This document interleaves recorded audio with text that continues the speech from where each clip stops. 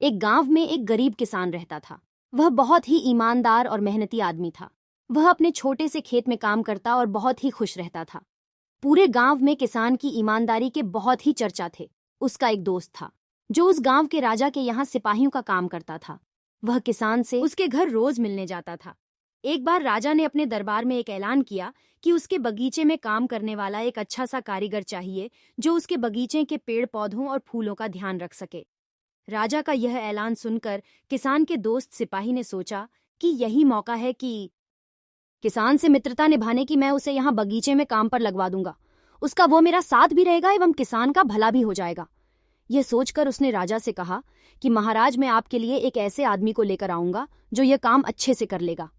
सभी राजा ने उस सिपाही को आदेश दिया कि जाओ, कल से ही बगीचे में काम करने के लिए कह दो।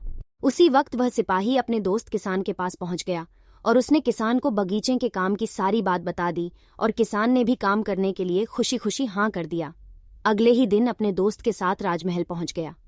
सिपाही उसे राजा के सामने लेकर गया और राजा ने उस किसान को बगीचे की पूरी देखभाल का काम सौंप दिया। राजा ने कहा, तुम अगर पूरी ईमानदारी के साथ काम करोगे तो तुम्हें 50 सोने की मुद्राएं हर महीने दूंगा। किसान खुशी खुशी बगीचे में काम करने के लिए हाँ कर देता है और वह उसी वक्त बगीचे में काम करने लगा। किसान बगीचे में बहुत दिल लगाकर काम करता था। कुछ दिन बीत गए। किसान ने बगीचे को बहुत सुंदर व हरा भरा बना दिया। राजा को उसका काम बहुत पसंद आया। एक दिन किसान बगीचे में कुछ खुदाई कर रहा था तो उसने जमीन के नीचे कुछ महसूस किया। तो उसने खुदाई की तो देखा वहां नीचे एक बड़ी सी संदूक थी। किसान ने वह संदूक बाहर निकाला और खोला तो क्या देखा, वह सोने और चांदी से भरी हुई थी। यह देखकर किसान बहुत खुश हुआ और अपनी ईमानदारी दिखाते हुए राजा के पास पहुंचा। राजा किसान की ईमानदारी देखकर बहुत खुश हुआ और उसके साथ वहां गया जहां किसान ने खजाना निकाला था। राजा ने देखा तो कहा, यह खजाना तो हमारे पुरखों का है, हम कई वर्षों से इसे खोज रहे थे। खजाना देख राजा बहुत ही खुश हो जाता है। राजा अगले दिन किसान को पूछता है, तुम्हें क्या इनाम चाहिए? किसान बोला, मालिक, मुझे कुछ नहीं चाहिए, मेरे पास जो भी है मैं उसी में खुश हूं।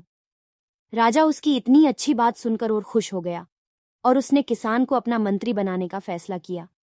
किसान ने राजा की बात मान ली और मंत्री बन गया।